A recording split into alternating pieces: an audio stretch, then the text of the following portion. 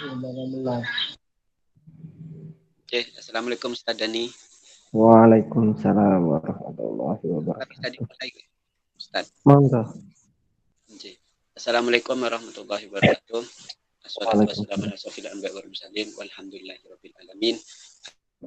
Amma ba'du. Pertama-tama mari kita panjatkan puja dan puji syukur kepada Allah Subhanahu wa taala yang telah membawa kita dari jam yang telah memberikan rahmat kepada kita, yaitu berupa rahmat hujan seperti sekarang ini. Itu merupakan rahmat bagi kita. Dan tak lupa pula salawat serta salam semoga tercurah limpahkan terhadap junjungan kita, yakni Nabi besar Muhammad SAW yang telah membawa kita dari zaman jahiliyah menuju zaman terang yang benderang seperti malam ini. Maksudnya zaman seperti malam ini adalah kita diberi keleluasaan untuk menuntut ilmu. Oleh karena itu, studi Islam berkala dan lainnya mengajak kepada mahasiswa, khususnya mahasiswa yang terjaring dalam ngaji kitab kali ini harus memanfaatkan momentum ini untuk ngaji bersama sembari kita menuntut ilmu umum. Untuk mempersingkat waktu, saya serahkan kepada Ustadz Dani untuk menjelaskan sedikit tentang warisan para nabi.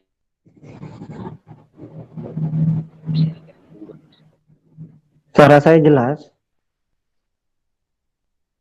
Halo? Jelas, Gus. Bismillahirrahmanirrahim. Assalamualaikum warahmatullahi ta'ala wabarakatuh. Bismillahirrahmanirrahim. Alhamdulillahirabbil alamin. Wa bihi nasta'in ala umuri dunya waddin. Wassalatu wassalamu ala asyrafil anbiya'i wal mursalin walhamdulillahirabbil alamin. Amma ba'du. Yang saya cintai, yang saya banggakan, seluruh mahasiswa yang mengikuti kajian fikih kontemporer ini. Alhamdulillah, pada malam ini ada bab spesial, yaitu bagi-bagi warisan, yaitu berbagi warisannya Nabi. Kebetulan pada momentum malam ini, yaitu dalam momentum hujan, bahwasanya doa yang mustajabah, doa-doa yang diijabah, yang mudah terkabulkan, yaitu doa ketika waktu hujan. Oleh karena itu, hujan itu adalah rahmat, adalah pembawa rizki, jadi perbanyaklah doa ketika waktu hujan, karena doanya itu mustajabah.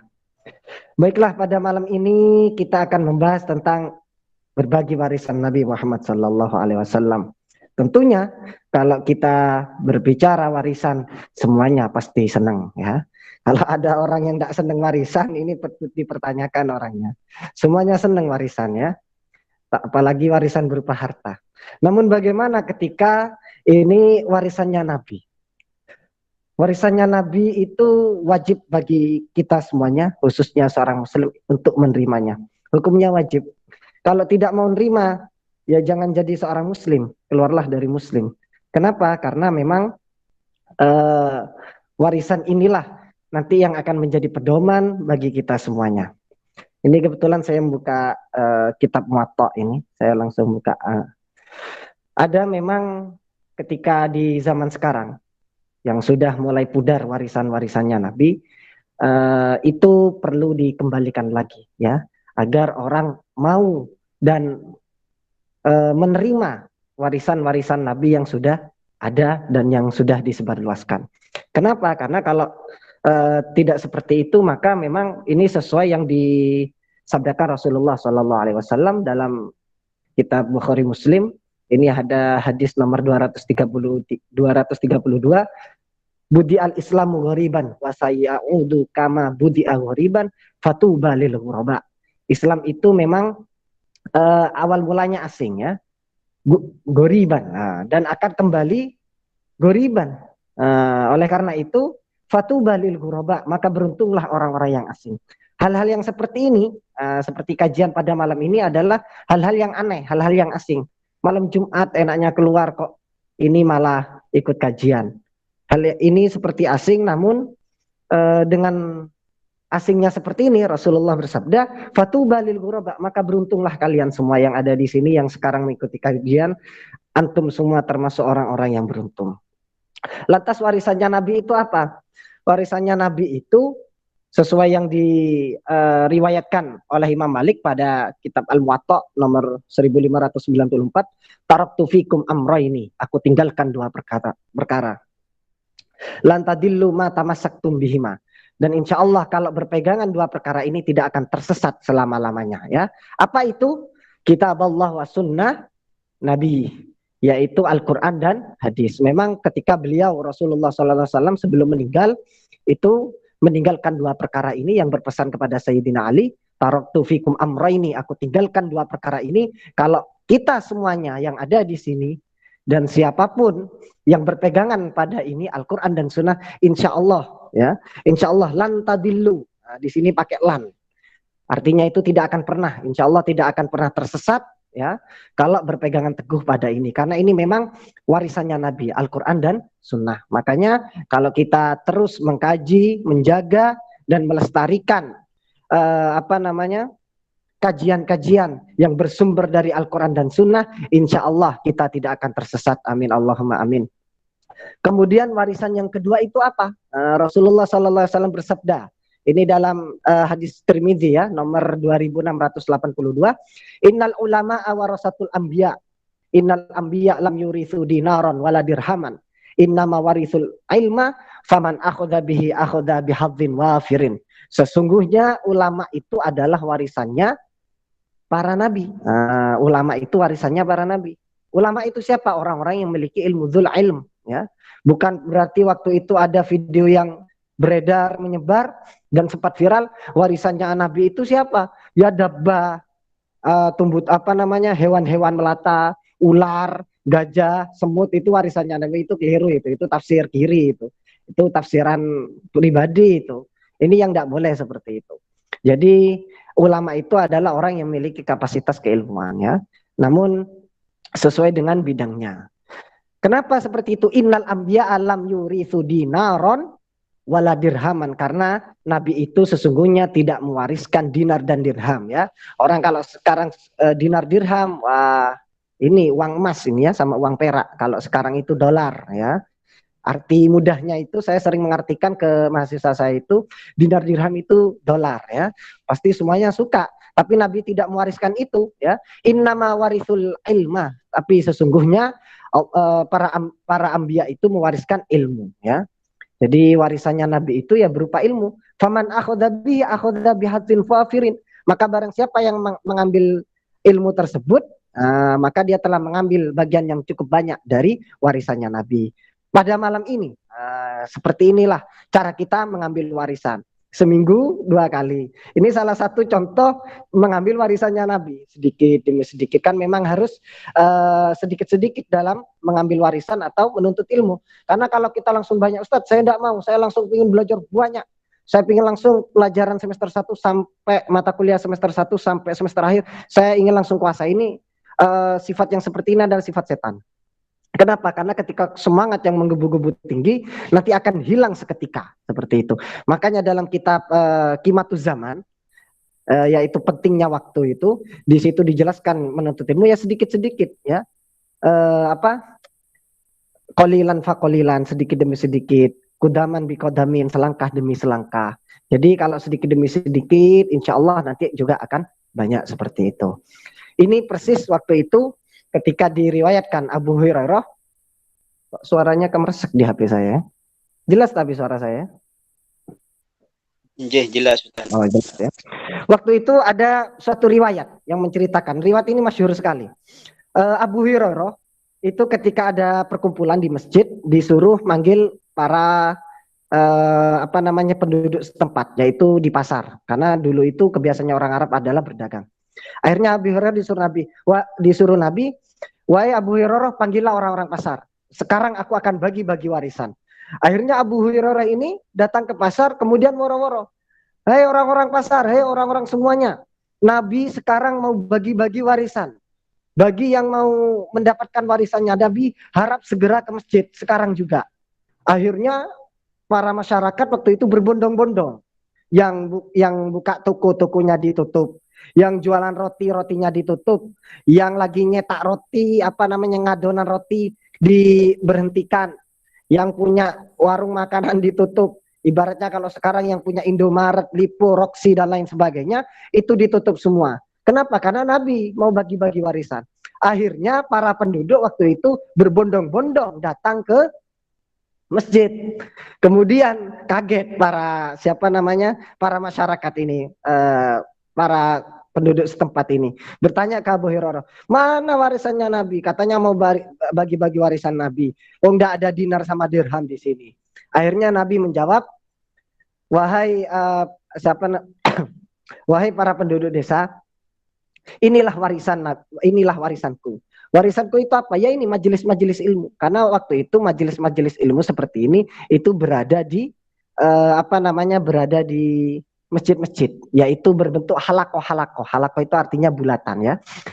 Bundaran-bundaran itu. Jadi kalau kalian sistemnya itu halakoh-halakoh, itu adalah sistem yang dulu pernah metode yang sudah digunakan Nabi ketika mengajar seperti itu. Jadi Nabi itu menegaskan ini warisanku. Warisanku ini ya ini majelis ilmu, ya, majelis dzikir, majelis sholawat dan majelis-majelis lainnya. Hal yang seperti ini apa juga dianggap warisannya Nabi, Ustaz? Tentu. Ini memang majelisnya ini berbeda-beda tempat, ini ya, alamnya berbeda-beda ini ya sekarang. Namun berkumpul dalam satu wadah yang namanya Google Meeting, terbentuklah suatu diskusi, kajian, keislamian dan kajian-kajian yang lain atau yang bersifat keilmuan. Inilah yang disebut dengan warisan Nabi. Jadi jangan pernah bosan-bosannya mengambil warisan Nabi. Ya, faman akhoda bihi akhoda bihadzin wafirin. Barang siapa yang mengambil warisan Nabi tersebut, maka dia sebenarnya akhoda bihadzin wafirin. Maka sebenarnya dia telah mengambil banyak warisanku, katanya Nabi. Oleh karena itu, mari kita tingkatkan semangat. Jangan sampai seperti penduduk desa yang kecewa. Ya, penduduk desa waktu itu kecewa. Mana ini warisannya? Kok tidak ada dinar dirham ini katanya bagi-bagi warisan. Kenapa? Karena pikirannya warisan itu mesti yang berupa harta. Padahal warisan itu ya berupa ilmu. Dan setelah saya pikir kembali, ternyata ilmu ini yang lebih banyak manfaatnya daripada harta. Kalau harta itu cuma mungkin bermanfaat di dunia saja, tapi kalau ilmu nanti juga bisa kita menjadikan kita sukses, kita bisa menjadikan kita orang kaya, juga ini juga menjadi sedekah jariyahnya kita. Jadi semisal kita meninggal, ya, ini menjadi sedekah jariyah. Idza mata ibnu Adam, ketika sudah mati, meninggal anak Adam, in qata'a illa bisalasin. Terputuslah semua amal kecuali 3 perkara. Salah satunya yaitu ilmun yuntafa'u bih, ilmu yang diambil manfaat ya. Jadi ilmu yang bermanfaat ini diambil, kita sudah tidak ada, meninggal, tapi pahala terus mengalir seperti itu. Ya, jadi warisannya Nabi ya ini, ya, majelis ilmu, majelis ta'lim, majelis dzikir, entah itu di perkuliahan, entah itu di masjid, entah itu di musola atau dimanapun ya, lewat Zoom, Google Meeting dan lain sebagainya. Seperti itu. Adapun warisan yang terakhir yaitu kanat Banu Israel tawaswasahum al-anbiya kullama halaka bani bunia khalifahu nabiyya wa innahu la nabiyya ba'di wasatakunu khulafa fatakatsara. Dahulu itu Bani Israel hidupnya oleh para nabi, setiap seorang nabi itu kan meninggal, dia diganti oleh nabi yang lain. Dan sesungguhnya tidak ada nabi setelahku, menurut beliau, sabdanya beliau, dan akan ada para khalifah ya.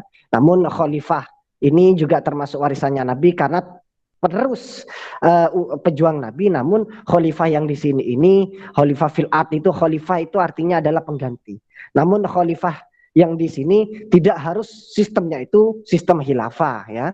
Seperti kita sekarang ada di Indonesia, kita punya warisannya Nabi berupa khalifah. Siapa khalifahnya kita? Ya presiden kita ya. Kenapa? Karena sistem khilafah itu tidak harus diterapkan di Indonesia.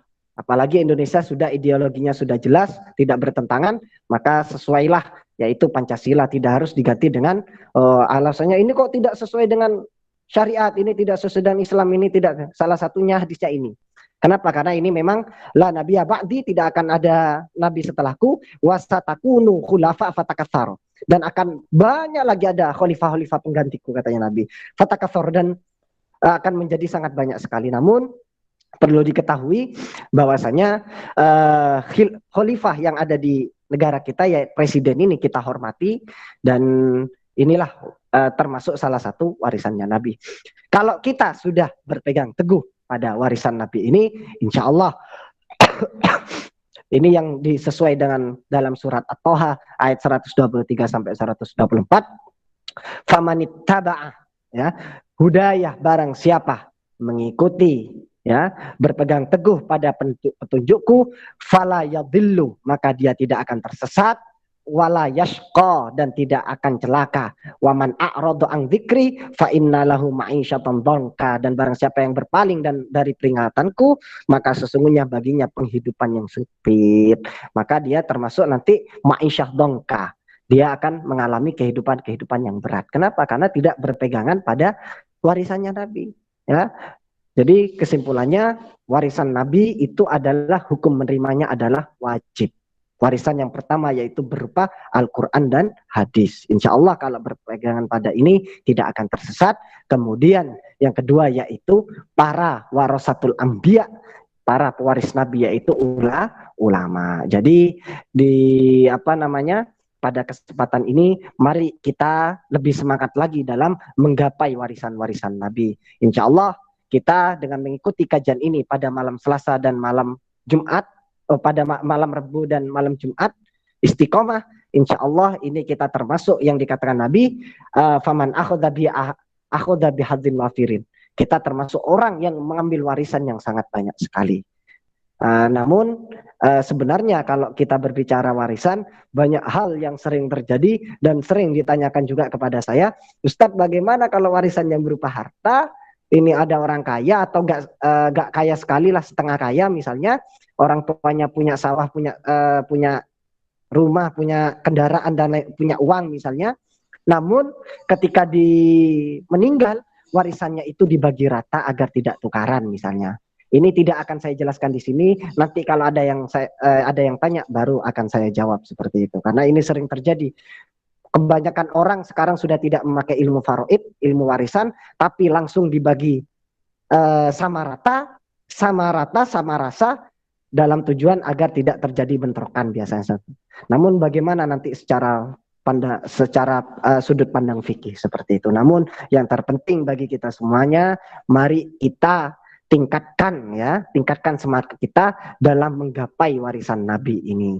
Oleh karena itu, saya doakan semoga yang istiqomah mengikuti kajian-kajian ini, yang semangat mengambil warisan-warisan Nabi ini, saya doakan semoga sukses semua. Amin Allahumma amin. Mungkin barangkali itu muqaddimah dari saya, kurang lebihnya minta maaf, saya kembalikan ke moderator. Oke, terima kasih Ustadz atas penjelasannya terkait warisan dari Nabi. Monggo dari teman-teman di Google Meet, mungkin ada yang ditanyakan terkait warisan-warisan tersebut, atau mungkin ada yang kurang dimengerti. Monggo bisa ditulis di kolom chat ataupun open mic.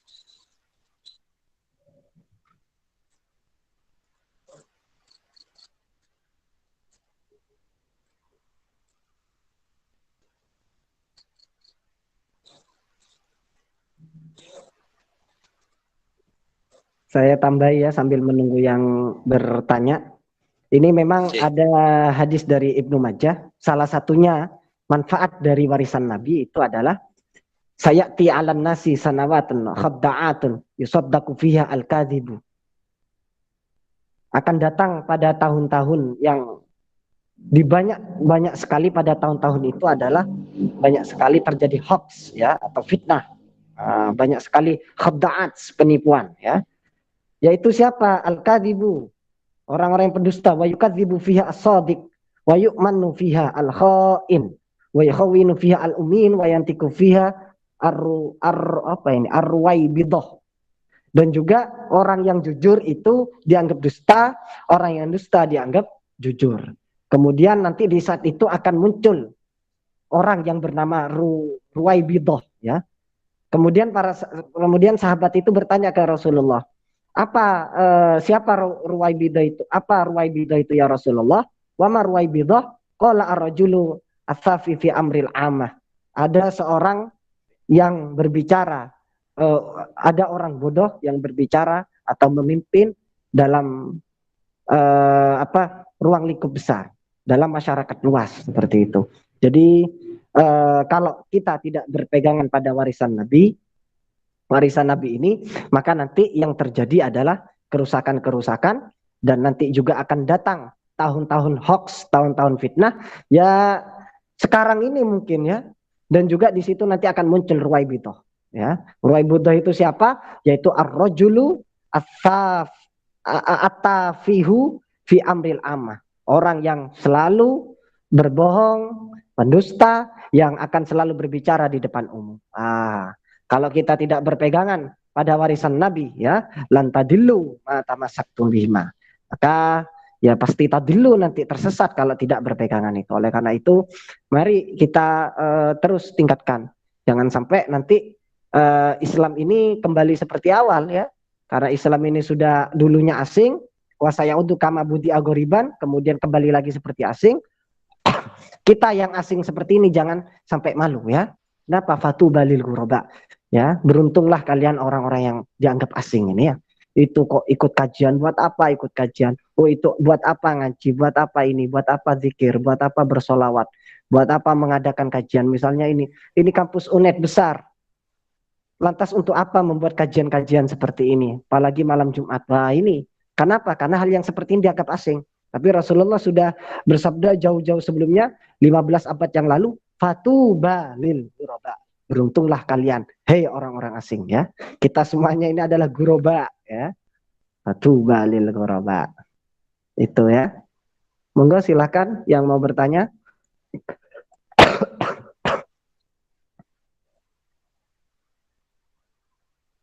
Oke, monggo dari teman-teman mungkin ada yang ditanyakan terkait warisan para nabi.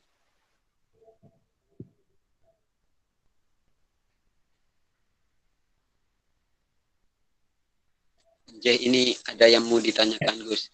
Monggo.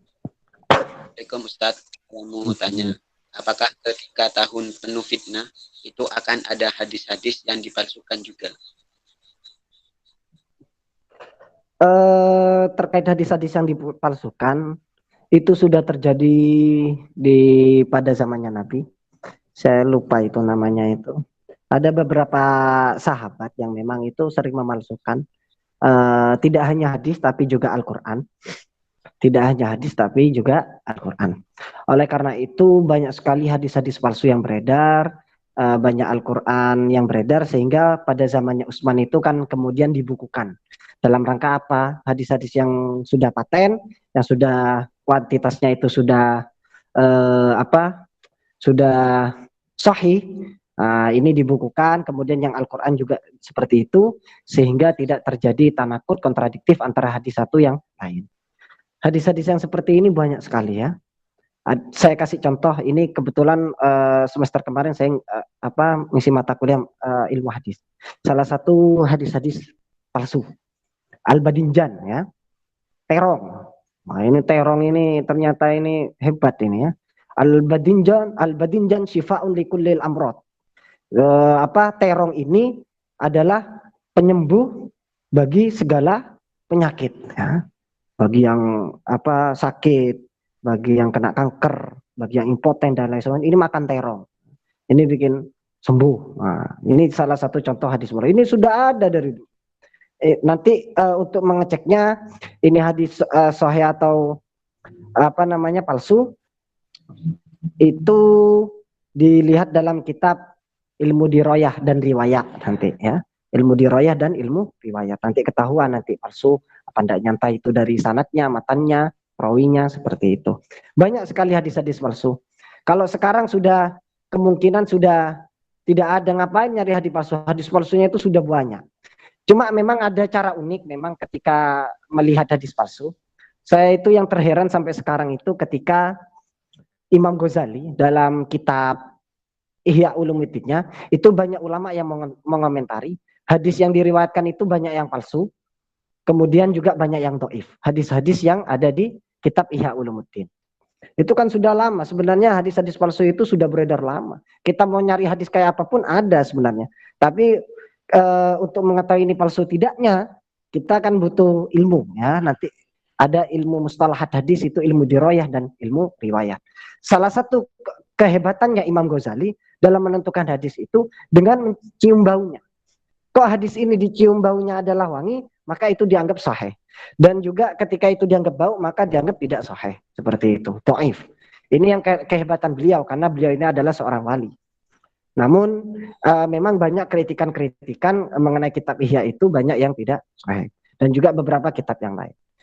Ya pastinya hadis palsu yang sudah ada dulu itu juga sangat banyak beredar di era sekarang. Pasti itu sudah banyak sekali. Namun karena sekarang sudah kecanggihan teknologi dan juga berkembangnya keilmuan hadis, maka untuk mendeteksi ini hadis palsu atau tidak itu sudah mudah caranya ya.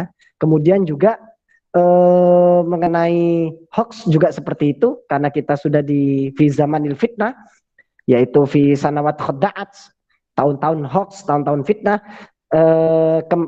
Kemeninfo itu, Kementerian Info itu teknologi sudah menyiapkan website khusus untuk hoax ya. Nanti kalian tinggal cocokkan berita yang kalian dapat dengan berita hoax tersebut. Apakah ini palsu apa tidak ya. Begitu juga dengan hadis, nanti tinggal lihat di kitab riwayat dirayat, tinggal dicocokkan ini hadis sahih atau palsu, seperti itu. Mungkin itu ya. Mungkin ada feedback dari Mbak Aninda Balkis.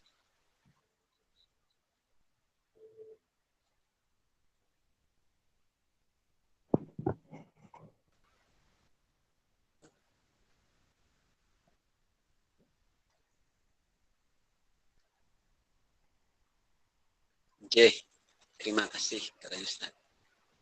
Mungkin dari teman-teman ada yang mau ditanyakan?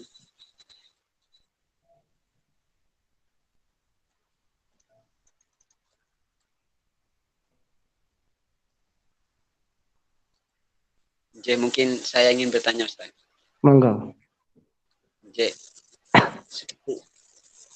saya pernah baca terkait media umat. Nah, di situ dijelaskan terkait warisan para nabi.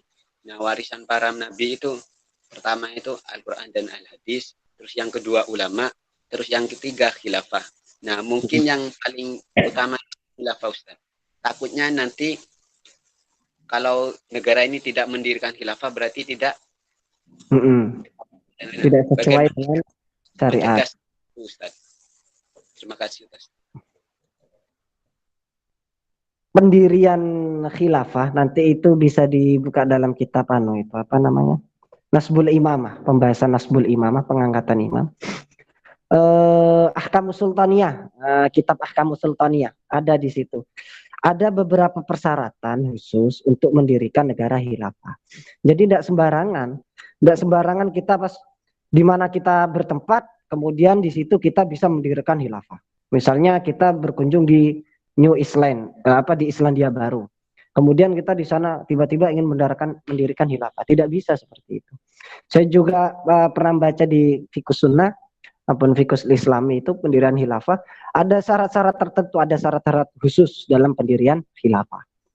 Yang dimaksudkan warisan Nabi itu adalah khalifahnya ya. Khalifah itu khalifah fil ard, itu secara bahasa artinya pengganti ya. Khalifah fil ard.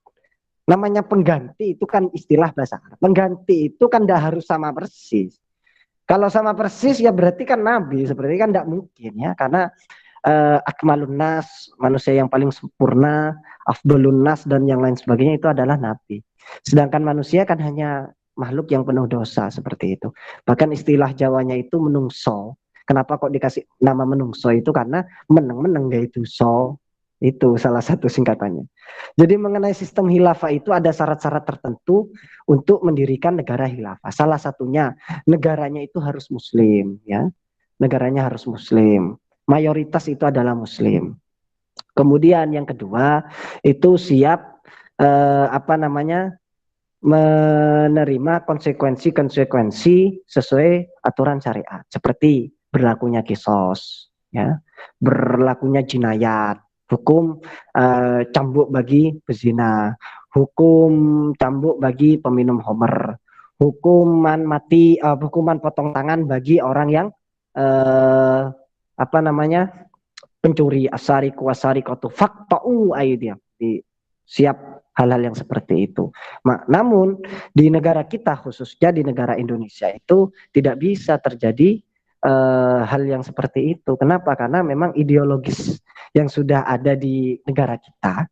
Bahkan dulu waktu Bung Karno mau membuat ideologis negara, Bung Hatta, Bung Karno dan teman-temannya itu konsultasi dulu ke Bahasim Asy'ari dan para ulama mengenai ideologis ini mau dibawa kemana.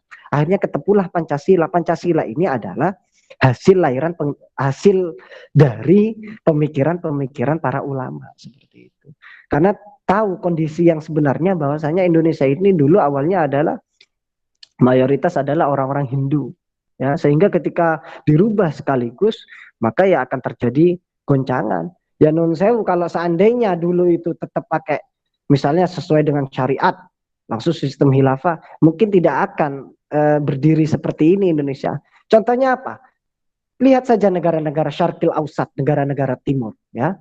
Lebanon, Libya, Syria, ya, Palestina, semuanya di situ konflik terus.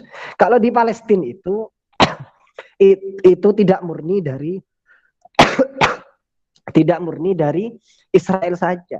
Karena dari salah satu pemerintahnya itu saling gonjang-ganjing. Sama halnya dengan Yaman yang kemarin sempat perang dengan Arab, padahal sama-sama negara Muslim bisa perang ya. Karena memang kebiasaannya orang Arab itu perang. Ditanya Assalamualaikum pakai pedang. Kalau nggak jawab ya langsung bunuh, kan modelnya Umar seperti itu. Ya masa kita di sini ya Assalamualaikum langsung dibunuh, ya kan tidak seperti itu. Mana pas Islam yang rahmatan lil alamin, padahal Rasulullah tidak mengajarkan seperti itu. Untuk pendirian nasbul imamah ala syariat, ya, pengangkatan imam sesuai dengan syariat, yaitu sistem kehilafaan, itu sangat tidak mungkin diterapkan di Indonesia. Hal yang seperti ini Islam rahmatan lil alamin, ya, rahmatan lil alamin. Kalau di bahasa Indonesia kan itu menjadi Islam Nusantara, Islam yang sesuai corak di Indonesia ini. Bukan maksudnya nanti Islam yang Nusantara, bukan, Islam di Nusantara. Ini kalau istilahnya, kalau dalam ilmu nahwu itu idhofah, dua kata menjadi satu. Ini yang bisa berartikan dia. Contohnya apa? Yang sholat duhur. Sholat duhur itu maksudnya adalah sholat di waktu duhur. Ada makna di. Di-nya dibuang karena sudah mafhum, sudah memahamkan. Sholat duhur artinya sholat di waktu duhur. Seperti itu. Sama halnya seperti Islam Nusantara, Islam Indonesia. Islam yang ada di Indonesia. Ini sudah menceburkan Islam rahmatan lil alamin, tanpa peperangan, tanpa tanpa kekerasan, seperti itu. Oleh karena itu, ini yang perlu kita lestarikan sudah. Apa yang ada ini kita perbaiki karena sistem pasti ada kelemahan dan kekurangan. Jangankan itu, sistem yang sudah khilafah aja banyak kekurangan seperti itu. Apalagi yang sistem yang seperti ini, demokrasi. Ini kan negara kita masih mencari sistem seperti apa nantinya. Tapi yang jelas ideologis Pancasila itu tidak bisa dirubah, apalagi diajak untuk berpindah ke khilafah, sangat mustahil. Dipastikan kalau diganti khilafah satu hari saja, perang akan terjadi di mana-mana. Kenapa? Karena semuanya tidak sesuai dengan syariat. Ini tanah Jawa, berbeda ya. Tanah Nusantara itu berbeda dengan tanah Arab. Sehingga ketika para wali songo datang ke sini itu menggunakan gaya-gaya ciri khas, bukan ciri khasnya Arabiaisasi, tapi menggunakan sistem Jawaisasi, ya, Jawaisasi dengan main wayang dan lain sebagainya. Jadi transfer keilmuan, knowledge, transfer of knowledge-nya itu kena kalau menggunakan. Begitu juga kita, ya, antum jurusan apapun dimanapun antum berada. Ketika kita sudah kembali ke alam kita, ke desa kita, misalnya kembali ke rumah, ya kita ikuti, warga jangan menentang, ya, seperti itu. Ikuti aturan-aturan yang sudah ada, adat yang sudah berlaku, sehingga apa? Kita melestarikan warisan Nabi di daerah kita masing-masing itu bisa dengan lancar. Kalau kita selalu berbentrokan dengan mereka, tidak setuju, yang idealis seperti tidak setuju, ya akhirnya walhasil kita akan dikucilkan dan nanti akan digeser. Nanti kita yang tujuannya untuk mewariskan warisan Nabi ini akan gagal seperti itu. Jadi harus memang sistemnya ini berbeda kalau di Indonesia, ya. Harus menggunakan sistem Islam rahmatan lil alamin. Itu bahasa Arabnya. Gampangnya kalau di bahasa Indonesia, bahasa Indonesia kan yaitu Islam keindonesiaan ini ya. Islam yang ada di Indonesia ini termasuk salah satu contoh Islam rahmatan lil alamin. Kita ke semuanya ya. Misalnya di kampus kita, kan tidak semuanya Muslim, ada juga yang Katolik, ada juga. Namun kita sudah berbaur, bertaamul, bermuasyarah, berserawangan sama mereka dengan rukun, ya, sehingga Bhinneka Ika Tunggalnya kita itu bagus antara satu dengan yang lain, saling menghormati antara agama yang satu dengan yang lain. Kenapa? Karena orang non Muslim itu tidak akan membaca Al-Quran, tidak akan membaca hadis, tapi mereka akan membaca kita, membaca perilaku kita. Kalau kita menunjukkan sifat kerasnya kita, sifat keegoan kita, sifat keburukan kita ke mereka, maka mereka akan berpendapat, oh Muslim itu seperti itu, oh Islam itu seperti itu. Nah, kalau kita menggunakan sistem-sistem yang sudah ada di Indonesia ini, yaitu menggunakan sistem rahmatan lil alamin atau Islam Nusantara yang kita maka ini akan mudah dan non-Muslim pun akan menerima, oh ternyata Islam itu seperti itu, bagus sekali. Gitu. Kalau langsung perang sedikit-sedikit, bom bunuh diri, bom, jihad, takbir, ya perang nanti, jadi negara perang. Sudah damai mau diperangkan itu kan logikanya kan gimana? Negara enak-enak damai kemudian mau dibuat perang, kan aneh gitu. Misalnya di kampus sudah aman, tentram, maju, lancar, tiba-tiba ingin dibuat rusuh. Berarti kan aneh seperti itu ya, aneh sekali. Makanya memang bukan berarti kan beruntung tadi Ustadz orang-orang yang aneh. Fatu balil ghuraba, maka beruntunglah orang yang aneh. Lihat dulu anehnya ya. Memang kalau ingin terkenal gampang, lil mukhalif ma'ruf. Jadilah orang aneh maka dia akan terkenal. Namun lihat anehnya dulu ya. Lebih ke ijabi yang positif atau ke yang salbi yang negatif seperti itu. Mungkin itu ya. Yang jelas sistem kehilafahan di Indonesia ini tidak bisa diterapkan. Seperti. Namun sifat-sifat kehilafahannya bisa diterapkan, sifat-sifatnya ya, seperti toleransi, seperti menghormati antara umat yang satu dengan yang lain, ya. Bhinneka Ika Tunggal dan lain sebagainya itu sangat bisa diterapkan ya, seperti itu. Tolong menolong banyak sekali ya. Apalagi anak hukum ini yang lebih paham sebenarnya terkait hukum yang seperti itu. Mungkin itu.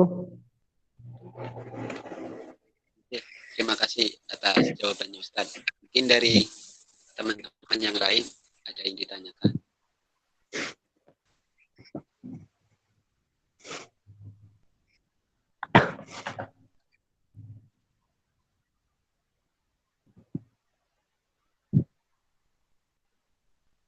Jika sekiranya tidak ada yang ditanyakan, mungkin bisa ditutup dengan doa Ustaz. Mari kita tutup pada malam ini dengan bacaan doa akhir majelis ya. Ila hadratina Mustafa Muhammad sallallahu alaihi wasallam. Bi barakati ulumi. Al-Fatihah.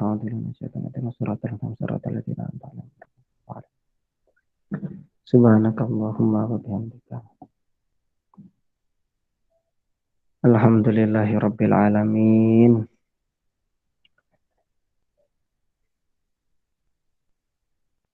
Silakan.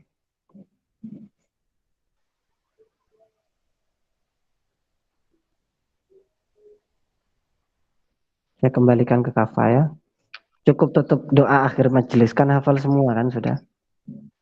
Ustaz. Terima kasih atas penyampaiannya Ustaz. Okay.